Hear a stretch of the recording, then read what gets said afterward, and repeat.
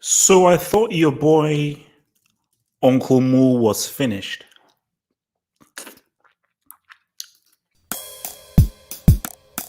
Double H, Double H, Double H, Double H, Double H, Double H.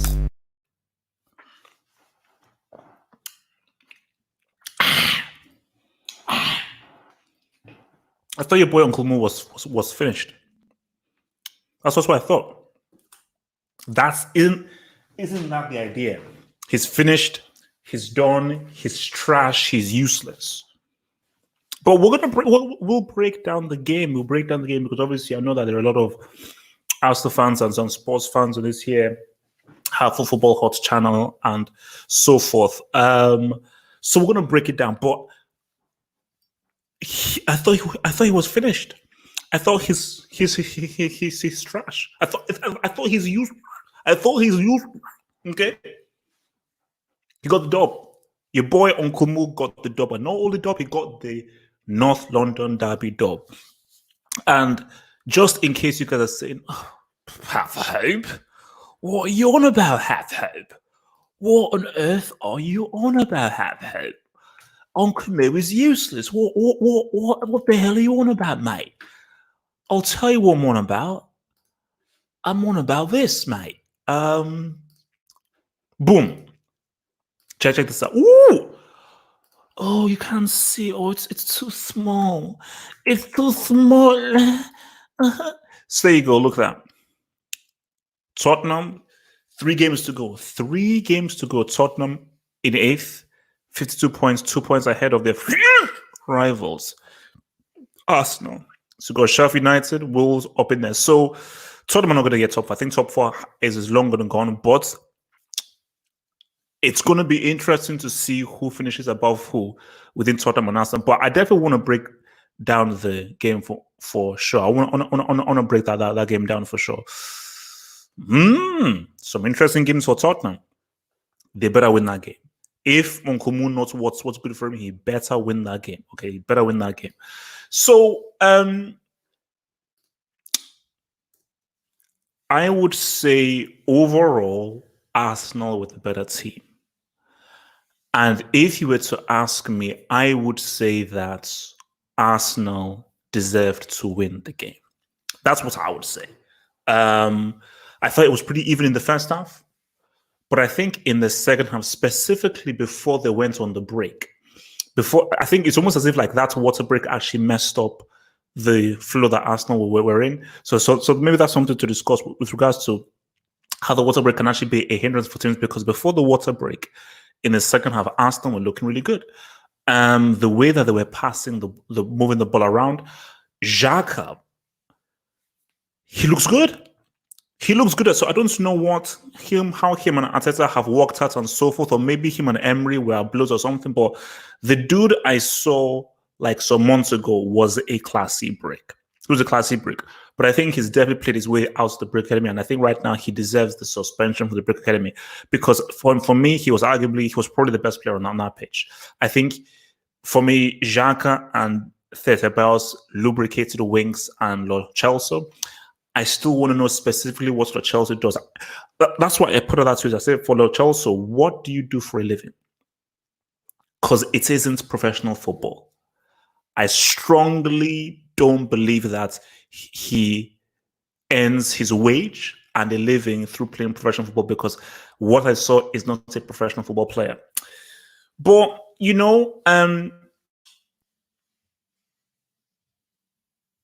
so you said, how did Arsenal lose this? But let's just look through the whole trajectory of everything. So let's just begin with the Lacazette G. You see, Lacazette, this is the good Lacazette. And this is the Lacazette that Arsenal hoped that they would be getting every single week. Where, as a footballer, in terms of his footballing brain, his ball control, and his intelligence in the center of the pitch, and what he can do both as a striker and as a link player, and as moving and passing the ball, and how he can use his body to just fend off players and so forth. They're like, oh wow, this is the very neat and tidy footballer that Arsenal thought that they bought, but just that you don't see him. So we don't see that from him week to week because that was a superb goal, absolutely amazing G. And I think once Arsenal scored and they went ahead, I thought this could be a long day for Tottenham. And you see, this is where I think I feel sorry for Arteta. This is where for me, like, you know what, Arteta, I feel for you, and I really and I sort of understand where things are coming from here. You can't blame Arteta for that goal that Tottenham scored because the blame is more on Kolasinac than it is David Luiz. Because people say, oh yeah, David Luiz again. But if you look at that, Kolasinac should have known that you have to look where you're passing to, especially when you're passing to one of your defenders. You've got to be 200% sure that you're giving it to his defender. I think Kolasinac did not really look where he was passing. He wasn't sure that David Luiz was in position to receive the ball that he was passing to. So for David Luiz, because his body weight was all onto one side, it was very hard for him to really readjust and go there. So Son came through, and Son, you know what it is, bro. Okay. Son. I mean, if that was Ken, I don't know whether it would have been a Jeep, but Son, cold as ice, cold as freaking ice. So going into the second half now, I thought Arsenal raised the game, and I think you saw the total. I was studying very specifically. You saw the difference between Arsenal and Tottenham, and you could just say as in Arsenal, they are definitely building better chemistry, better understanding, and just the balance of the team is great. The only issue with Arsenal is the defense is trash, and the defense just continuously lets them down. And I think that is why Aubameyang is thinking of leaving, because you're like, no matter what we do, no matter how well we play, no matter how many goals we score, that defense will always ensure that, all right, we scored 2, we have to concede 4. We scored 5, we are conceding 8. We scored 15, we are conceding 52. So the Arsenal defense is like, we have an aim. We have this aim, we have this promise to ourselves that no matter how many goals we score, we must concede more. And you look at that, the winning goal that's off, because again, Arsenal should have really gone ahead. Yes, Tottenham had their chances. Tottenham did have their chances. Let's just keep it real. Tottenham definitely had their chances, and Martinez really came out and made some key saves. But Arsenal had the better play, and Arsenal had the better control, because you look at Tottenham, Lo Celso and wings, that's not a strong midfield at all. And even if you put Eric Dyer in there, it's not strong at all. And Tottenham, especially with them losing Eriksen, they don't have a single creative midfielder. There's nobody who can create. There's nobody who has any kind of imagination in that midfield who can really try and thread passes and basically playmate. They are missing a playmaker, because even in Xhaka, in especially in Danny Ceballos, even in Lacazette, you can see that there's creativity there. I don't know where the creativity is. So the very core of the team is rotten, which is why I say, why you can only blame Mourinho up to a point, because Mourinho is still using Pochettino's players. The only guy that he brought in was Bergwijn, and that was it. And Bergwijn has actually been a good signing. The guy has made some scored some very good goals. So, but Tottenham's balance is all wrong. It is all wrong. There is zero chemistry in the team, and there is, because whenever you look at the team and so forth, this is what I keep telling you guys, man. It's not about having these 10, 11 super players. It's about having a team built in chemistry. I think for Arsenal, Arsenal's issue today was the defense. If Arsenal had a good, strong defense, who knew how to pass the ball, who had better communication with one another, they win this game. Because you look at the goal that, because even Mustafi played well. And he almost scored like an overhead kick, which would have been scary. But you look at the winning goal that Tottenham scored. That's just a defensive problem again, because it's like, yeah, the guys who were marking their men didn't mark the men properly. David Luiz was marking Oxygen. So David Luiz was like, look, I've got my man. My man here is Oxygen, O2. I am marking. So David Luiz was like, look, me. You mark Alderweireld, you mark Son, I'm marking Oxygen. I've got Oxygen is going to sniff. So David Luiz was like, Oxygen will not sniff a flipping G. So ball came through, boom, homeboy jumped the highest. Arsenal were not really organized. Goal. So that's what I think for moving forward, Arteta needs two things. He needs a defensive coach. He needs to work hard in defense, and he needs a new defenders.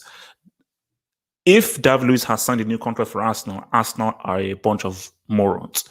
There is still some hope in Mustafi. And my thing with Mustafi is partner him with a really great defender and see what happens. Because sometimes an average, basically, a defender who can play good, play bad, play good, play bad, all he needs is a top defender. I have seen Varane look trash. And this is World Cup winning, superb Real Madrid, highly touted Varane, but I've seen him look like trash because he's been next to either Militao or a brick central defender. But when Varane is next to a Sergio Ramos, it elevates his game and it just makes him look better. So maybe Mustafi will look better up against a top defender, but Mustafi against David Luiz is hell on earth. It's completely and totally hell on earth, man. So it's crazy.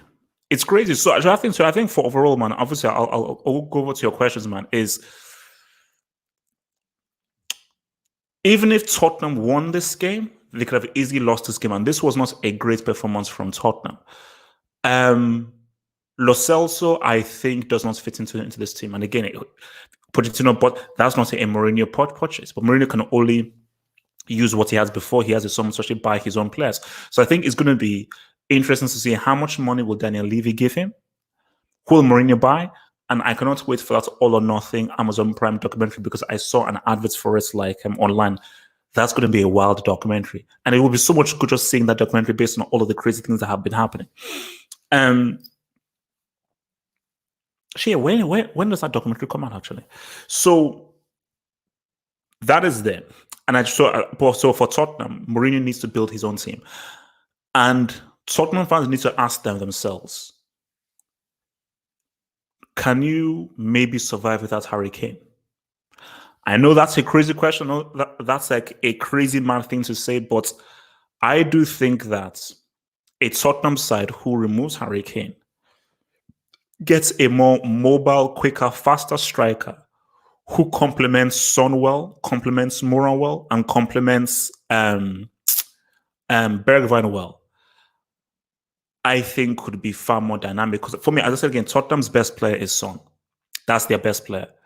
100%. Like Harry Kane is obviously their high-tier goal scorer, but their best player, their most dangerous player, the player that opposition sides fear the most is Son. But I just think that Son and Kane, I don't think it works. I don't think there's a chemistry there. And I think what Tottenham should do is find someone to complement Son. Because if Harry Kane says that he wants to leave and so forth, a wise move to do is, okay, Harry Kane, go. You're going to go for at least 100 or 120 mil. And we're going to sell you on the fact that you are a top tier striker and hope that someone is dumb enough to pay 150 for your ass.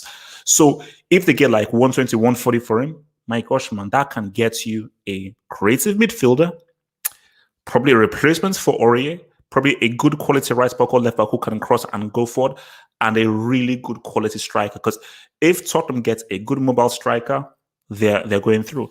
For us now, that defense, man, clear that defense out. Clear it out.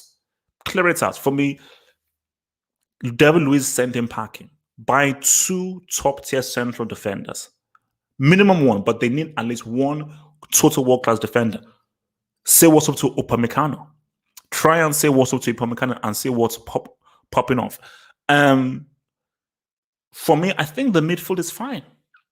I think the midfield is fine, but I think if they just get in a party just to levitate things and just lift things up, I think that would be good. Tierney ain't that great. So I think between Tierney and your boy, that Spanish dude, they're not great because trust me, that's a serious downgrade from the days of Sania and Ashley Cole. So, and especially if you're an attacking team, that your left back and right back are actually very important. In the modern game, the left back and right back are very important. So maybe they need to up-tier those dudes, man. So let's just see what you guys are saying. Let's see what you boys are saying, man. This is, I will try to make these shirts available. Yeah. These are just one of the football hot shirts that have been in there. I'm not, but I'll try to make them available very soon, man. Don't worry, man. Sell Kane to Juventus. Now, that language, is that Korean or is that Japanese? I want to know. So, Mr. Perner, that's language there, or I will say obviously your name. Is that a Korean name or a Japanese name? Look, you know what? Juventus, if Juventus are willing to pay high money, Tottenham should really think of selling Kane. They should really sell off also Harry Kane, man. Because I think that'd be really good, man. Let's see. Kane actually looked good today. Maybe because he was up against those bricks. That's why. No. See, Kane was all right, but see, the problem with Kane is, it really depends on what you want from your team. I think Tottenham play best fast, attacking, and more mobile. I think that is how they play best. But I just think that it's Japanese. Oh, cool. Kurishiwa, Origato, Subalashi, Okasa, Sumimase. So what's it called? Because I think if you want to play fast and quick with lots of movements, Kane doesn't work. But if you want to now play totally to your front man, then I suppose it can work well. So from your boy Just Besting, man, thank you for the super chat. Just Besting says that build Arsenal a wing, Lewis Scholar induct Aubameyang. I'm not going to induct Aubameyang because why the hell would I do that? He's still a top striker. David Luiz is playing himself towards being a scholar. He's now class A. David Luiz right now is the worst defender in football. He's the worst professional defender in football right now. He's completely and totally garbage. And also, they needed to be built to win. Why? They played well. They were just let down by their defense. So, yes, induct Arsenal's defense, but why should I induct Arsenal when they played well? From your boy yesterday, it says that some things never change. Arsenal is still Uncle Moo's beach. Look, man, as I said again, no one cares whether you deserve to win, whether you won or you lost. And Arsenal should feel crap because Arsenal knew they were in a great position to win the game. And in the second half, they controlled it. But all history remembers that Uncle Mo got that ass. That's all they will remember. So, yeah, man, Uncle Mo can still say, man, I got that ass. Contreras says, why the hell will Partey move to a club like this? You see, all I heard was rumors that Partey wanted to make the move. That is all I heard was about Partey thinking of making the move over. Now, Coach Nurse, you are right. Why the bloody hell would you want to move from Atletico Madrid to Arsenal? That makes no sense. I think this is no offense to Arsenal whatsoever, but Atletico Madrid are a Champions League club. These are two-time Champions League finalists in recent memory. And right now, they're in the Champions League in a very good position to make yet another final. So the only reason why I think that he would want to leave is simple: money. I am positive that Arsenal can offer him far more money than Atletico Madrid can. And London is always a very attractive destination. So you combine London with a greater wage packet. I think Partey will be like, you know what? If I'm looking, that's the thing. If I'm looking for more money, all right, I'll make it happen. For your boy, Joseph Person says that if Cristiano outscores Lewandowski, his horseman, he has 26 Gs. Just Person, no, he's not. And all because he outscores Lewandowski does not make him a horseman. That makes no logical sense, bro. Okay, come on, bro. That makes absolutely no logical sense whatsoever. All right, let's just... So send in your comments, man. Send in your comments, man. What defenders do Arsenal and Chelsea need? For me, basically, both teams are in need of are in need of a defensive overhaul. I think Arsenal's is a lot more pressing than Chelsea's. I would love, and I know it won't happen, but I would love to see a Koulibaly Zuma defensive partnership. I think that would be awesome. See, why did Arsenal ever sell Gabriel? Why did they ever sell Gabriel? If they had kept a hold of Gabriel, that would have been a good player to keep a hold of. I think Upamecano and Mustafi could maybe form something, but for me, I would want maybe an older, even more experienced defender next to Mustafi, you know. But it's quite hard to find out the defenders out there who are available, who you can get. But 100%, Arsenal need a defender more than Chelsea do. Chelsea need a defender 100%, But the way in which Arsenal's season has been derailed by defensive mistakes, I think has been more prevalent than Chelsea. Yeah, Chelsea made some defensive mistakes, but I think more so, a lot of goals, more of the goals that Arsenal have conceded from defensive mistakes. And as you've seen with Van Dijk, as you've seen with Laporte, a really great defender can drastically, 100% change your team. Totally. In 2020, is Thiago Silva still relevant? That's the thing. In 2020, is Thiago Silva still relevant? Like, if this was 6, 7 years ago, I would agree, but I don't think Thiago Silva is relevant in 2020. Hence why PSG are not sniffing that seal. The only way PSG sniff that seal is if they literally do not concede. They literally do not allow any players to come near their defense at all. That's the thing. Oh, geez, sorry, I think I saw that already.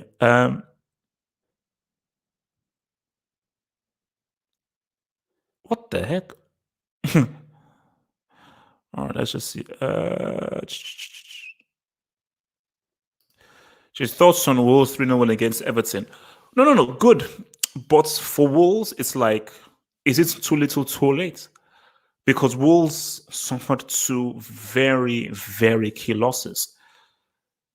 If Wolves beat Sheffield United and they beat Arsenal, two games you think that they should have won, things are looking very differently. Like if they beat those two dudes, wait, let's check the table. That means 6 points, they'd be on 61 points. So if Wolves had won those two games, Wolves would currently be third. They would currently be third. But it just shows you how crazy this whole table is, man. But yeah, good win. But again, you expected them to win them based on where they are in the table and where Everton are in the table. So, oh,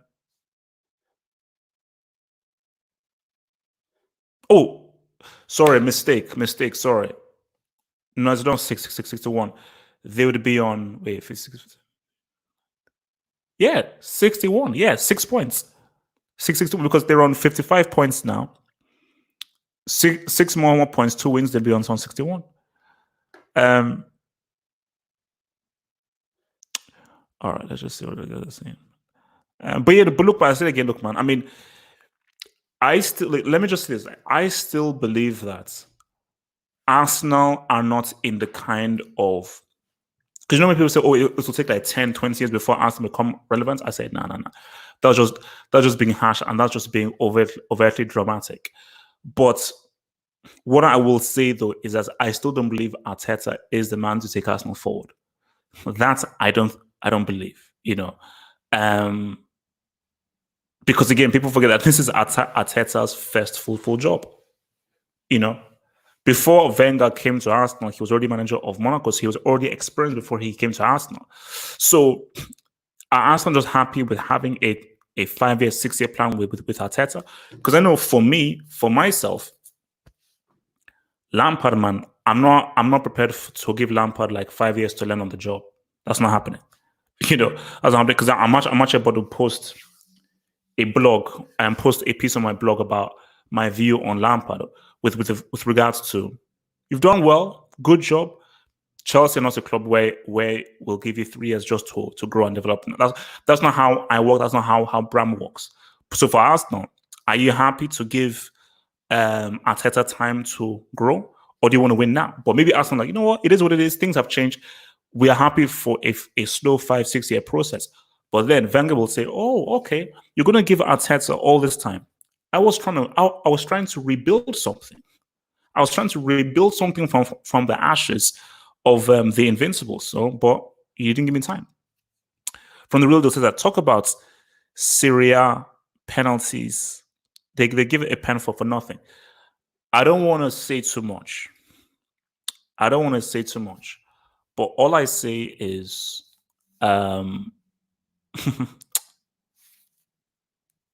Calciopoli and the Mafia, Godfather, Don Corleone.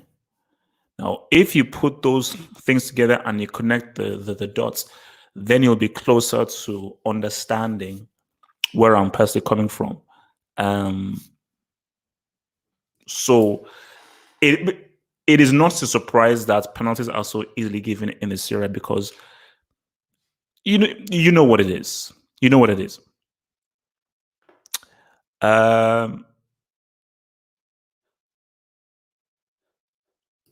So what's the alternative? If they have no money, they need time. Okay, but Chelsea have money. Don't even give them that. Chelsea have the money. Now, if you're relating to Arsenal, so a club that has the highest season ticket prices in the world have no money. You know? So,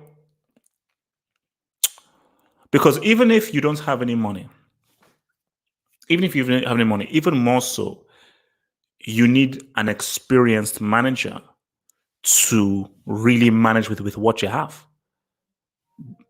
Did Newcastle have money? They didn't have money, but they managed with what they have. So I think maybe having an experienced hand is maybe a helpful thing to do. So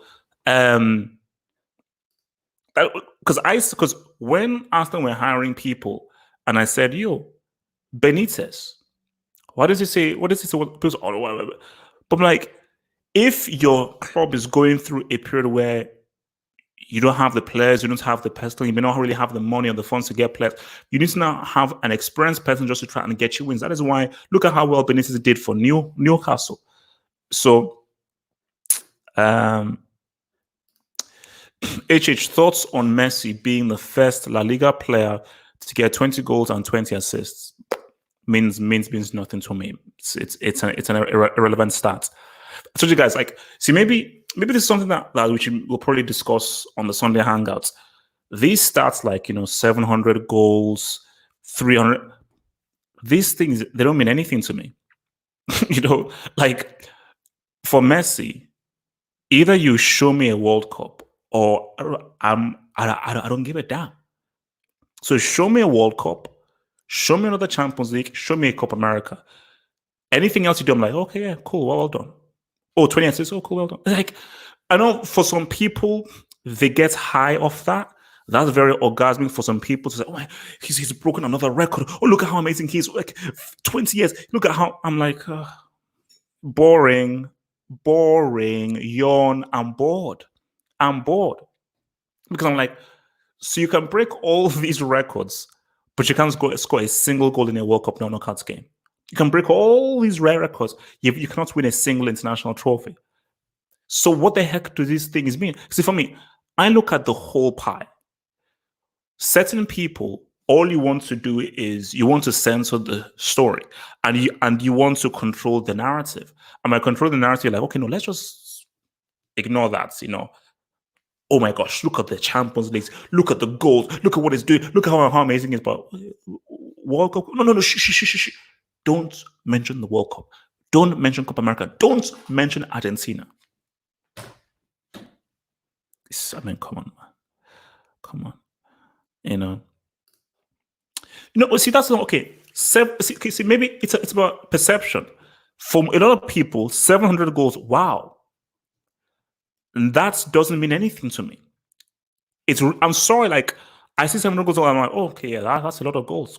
Cool. Okay, yeah, wow. Okay, 40 goals a season. Okay, that's okay.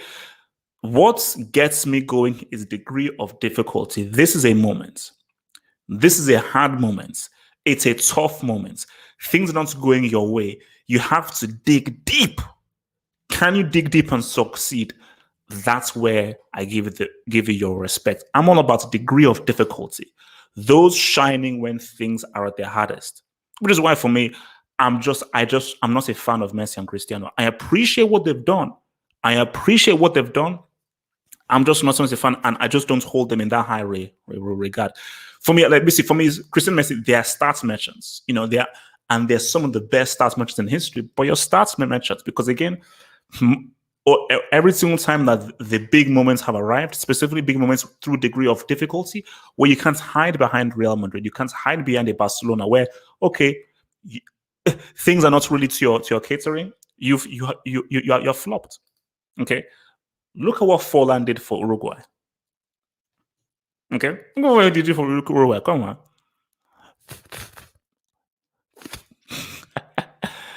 Um, can Will Smith do it in a World Cup final? It depends. It depends what month it is.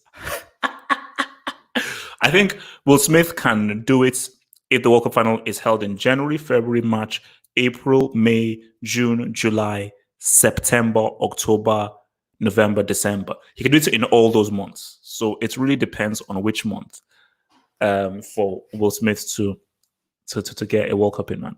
Um,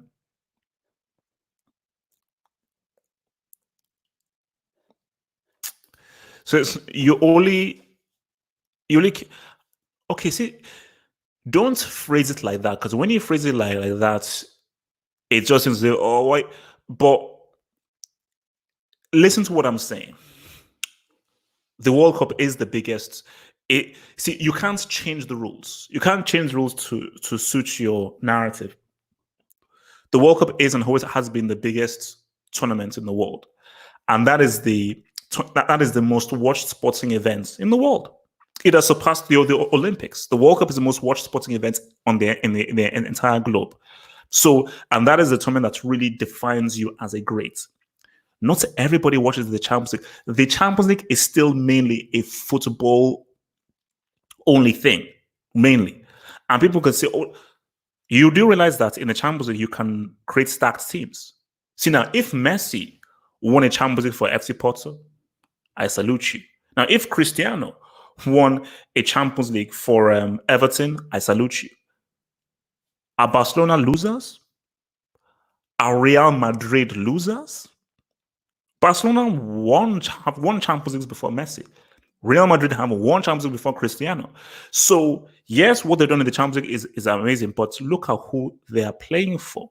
Look at the teams that they play for. And my thing about it is that don't just say, oh, it's once every 4 years, it's just if a few games. And this is what I always say, okay, fair enough, the World Cup is trash. If it's so insignificant, just win that useless tournament. Just win that useless tournament, and then let's keep it moving. you know, it's like, I'm sorry, like I will never be able to get over that fact that so you guys, you've scored all these goals, you've won all these Champions Leagues, you have never been, at the very least, give me a Diego Forlan performance at a World Cup. At the very least, give me a Diego Forlan performance at the World Cup. Give me a Davosuke performance at the World Cup. Look at what Davosuke did for Croatia. Look at what Diego Forlan did for Uruguay. Look at what Robin did with a bunch of backpack flipping prepubescent kids in 2014 for Holland. See, that's what I'm about. I told you, I respect Chris. I will always have more respect for Robin than Messi and Cristiano, always. Because see, Robin, that's the guy I want on my team. Because Robin, he gets it. When he saw what Robin did in 24, because Robin said, no, it's about me. Give me the rock. It's about me. What I saw from Messi and Cristiano is that, you need Real Madrid to succeed. You need that $1 million, £1 million team to succeed. All right, cool. I get it. It's cool. I get it. Robin is, put me in any team. Just give me the ball. Robin is, just give me I don't care who's on this team. I don't care who's playing. Just give me the ball and we're good. For Messi, give me the ball. Because I remember when I was watching that game against like Uruguay against Portugal, I was like, yeah, they've got it. Tabarez and Uruguay, they say, yeah, we've sussed them out. When we cannot allow him to, we're not allowed him to do anything, and it was a complete shutdown. Because see, the worst thing about football, which is why I say Robin is that dude, because people can say, oh, it's the team, it's the players. You will receive the ball. The ball will come to you, and it is up to you to now decide what you want to do with the ball. Reason why I love Robin is that just give him the ball. Robin will do Robin. Because it does not matter what the system is. In any team, defense attack, just pass him the ball. And Robin just go, bzz, Robin mode, boom, let's ride. Don't sleep on Robin. Don't sleep on Robin. Please respect that man. Please respect that man, Robin. I am begging you, respect that man, Robin. From a boy yesterday who says, HH, stop being a bitter old man. Well, I'm not old. I'm actually celebrating my 14th birthday next week. So enjoy Cristiano and Messi. Just enjoy it. Trust me, when you stop hating on Cristiano, you will find happiness. Be clear here, I don't hate them.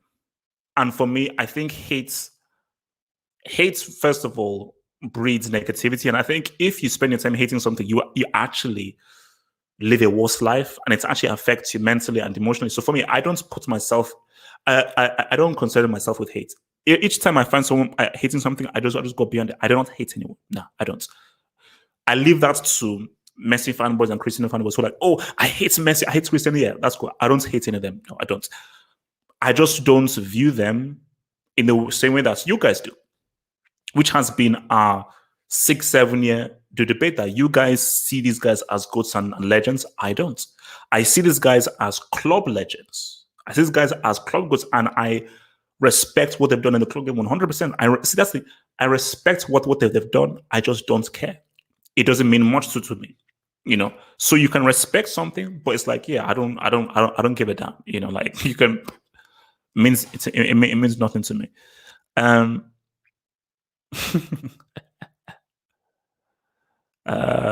right.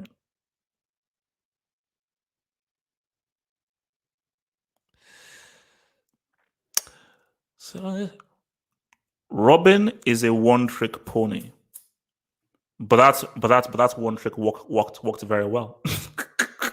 Yeah, he's a one-trick pony, but if you can perfect one thing and perfect it really well, and it can lead you to score many clutch goals, is it such a bad thing?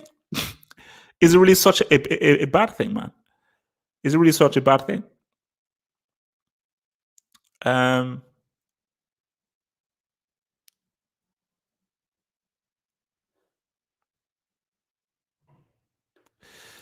you change it, but no, I'm not. Wait, but a minute. I'm not changing my narrative. All I'm saying is, Robin is a particular kind of player with a particular psychology, and the kind of psychology that Robin has, I think it is superior to Cristiano and Messi, because for me, I have always said that Cristiano is far more adaptable than Messi is. Messi is just more talented, and Messi is just the better football player. But Cristiano definitely has much more of a stronger winning mentality, and he can adapt his game a lot more. But what I saw from Portugal is that, yeah, Cristiano, he is limited as a footballer. He's willing to adapt, but he's a limited football player. So even if you give Cristiano the ball, there's not that much he can do with it, really, because of his limited sense of being a footballer. You have to have a specific system to maximize what Cristiano can give you. Now, if you give Messi the ball, boom, he will do his thing. But Messi has always been very, very reliant on the system. Very reliant on the system. But Robin is just a guy where because Robin, I think about Robin, that he's so greedy, he's so single-minded that it's like, yeah, just give me the damn ball. See, Hazard, look, Hazard. I mean, what can I say, man? What can I say about that? I don't know. So Robin, no, okay, so no, Robin flopped in the World Cup final, 100%. He flopped. But if you want to, we want to compare now. Robin, what didn't Robin score in the knockout games in 2010? Wasn't he pivotal to riding Hollywood to that 2010 final? Didn't he do that? Yes, he did. 2014, a much weaker Holland team, who was Holland's best player, who was one of the best players of the World Cup. It was Robin. So he may have flopped at critical moments. Cristiano and Messi, they have overall. Do I want to bring up Cristiano in 2014? Do you want me to? do you want me to, do you want me to bring up Messi in his last World Cup? Do you want me to bring up Messi in the 2014 knockout stage? So Robin has done more at the World Cup than Messi and Cristiano have done. That's just a fact, you know. And I will always keep bringing it up because, see, I know people don't like to hear it. I know you don't like to hear it and everything, but if you call them club goats, you will not hear anything from me. If you call Messi and Cristiano club goats, I'm like 100% yes. If you call them goats, I have to respond. You're calling them goats, just goats. That's it, goats, full stop. Then I've got to bring up the World Cup. I've got to bring up the Copa America. I've got to bring up the fact that Cristiano never played the Euro final. I know he got injured, but you didn't play the final, which is the most important game. So you helped them to do so, but in the critical game, you went there. So if you had played, would they have still won? Because if you had played, would they have brought on Eder who scored the winning goal? I told you, man, guys, man, bro, nah. It is, please explain how Messi and Ronaldo are one of the greatest, most talented players of all time. No, as I said again, they're not the greatest. They're the greatest at club level.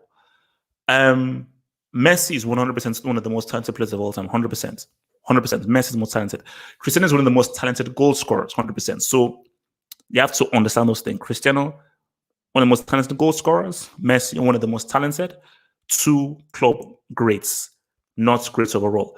Because if you're so great, win me a World Cup. Okay, if you can't win me a World Cup, you can't call yourself a great. I'm sorry. So just circling back in, so maybe just to ride through because I need to rest. Uncle Mo. So guys, can we stop the Uncle Mo slander? Does this win prove to you people that Uncle Mo can still say what's up? Because let me remind to people, this is still Pochettino's team. It is still Pochettino's team, and Uncle Mo is doing management. Okay, how much money does Uncle Mo have? How much money does Uncle Mo have? Where has he had the funds to spend? It's not had the funds to spend. So, but I'll reiterate what I said. He won't win Tottenham a trophy. He won't. If Mourinho wins Tottenham a trophy, that might single-handedly be one of the greatest achievements by any manager. If he does that, I'm like, because I already put Mourinho as one of the goals. He's already one of the greats. If he delivers Tottenham a trophy, something which I believe is impossible, basically, this is almost similar to LeBron giving Cleveland the chip. Because that was seen as impossible. So if he does it, it was similar to what really, and also it wasn't LeBron. It was really Kyrie. And from Just Best, it says that. Wait, Just Best, are you still smoking crack? It says that Pogba is the most complete player in football history. He's not. He's not, though. He's not. He's very complete, but he's not the most complete player in football history. He's not. He's not. Let Pogba to grow. Let him grow through. But looking back at Arsenal, guys, look, Xhaka, man. Xhaka looks good. Xhaka looks good. Like, see, that's why Arsenal should feel pissed because Arsenal played really well today. Everyone played well for Arsenal today. But the issue is just that flipping defense. And even if you don't blame David Luiz for the first goal, David Luiz has to take some blame for that second goal. Because again, for David Luiz, why were you marking Oxygen? Okay, last I checked, I don't think Oxygen knows how to play football. Unless I'm missing something. Maybe guys, tell me in the live chats, does Oxygen know how to play football? Because if Oxygen is a threat in the box, then I stand corrected, then David Luiz was right in marking Oxygen. But from what I know, Oxygen doesn't know how to play football. So why was David Luiz marking Oxygen? So for Arsenal, man, it's the defense. And this just goes to show you that every aspect in football is important. Do Liverpool win this title without Van Dijk? 100%. Mane, superb. Salah, superb. Amazing attack, really functional midfield. Do they win the Premier League table? Do they win it without Van Dijk? Because sometimes you need to just do 1-0. Or if it's 1-1 and it gets 2-1, you need to maybe hold it at 2-1. But you can't keep putting pressure on your strikers to keep scoring again and again and again. I see it would be less frustrating for Arsenal if, bruh, man, that was like a 40-yard strike. There's nothing that we could have done there. Oh man, that was just great superb play. They were cut open. Well done. But if you're Aubameyang or Lacazette, it is so disheartening when you're like, okay, we got ahead, beautiful goal. And we gave them a goal. They didn't even have to end a goal. We gave them a goal. That is frustrating.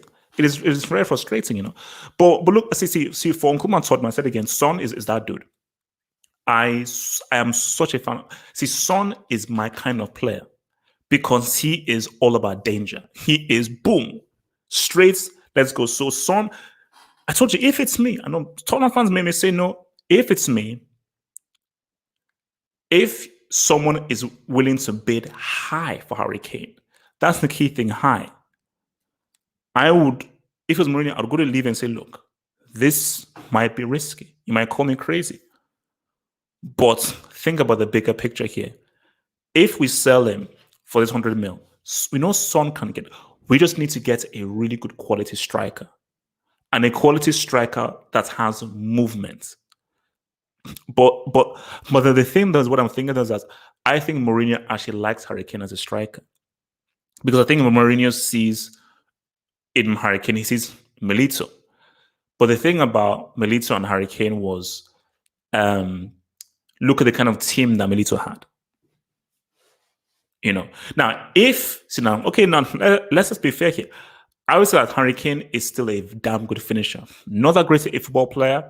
Sonny is a better football player than him, but he's a damn good finisher. So if Mourinho can find a Snyder, a really good, clever passer of the ball, which isn't lost Chelsea, it isn't Harry Winks, it sure as hell ain't Lamela. If he can, because again, Eriksen was not that great. So I can't even, when last did Tottenham actually have a true number 10? A true playmaker? I don't know. So I don't know. I don't know when he really had a true playmaker, man. So all right. Okay, so look, before I get out of here, what topics do you want us to discuss on the Sunday hangout? Tell me. Oh, Martin, he has sent something. Wait, Martin, where did he send it on Twitter or the gram? Probably send it on the gram. Where did he send it on? Oh, the UCL. Okay, the UCL, man. Yes, he said, I will agree with Just Bested. Dude is fiction. Who is fiction? Who is fiction, man?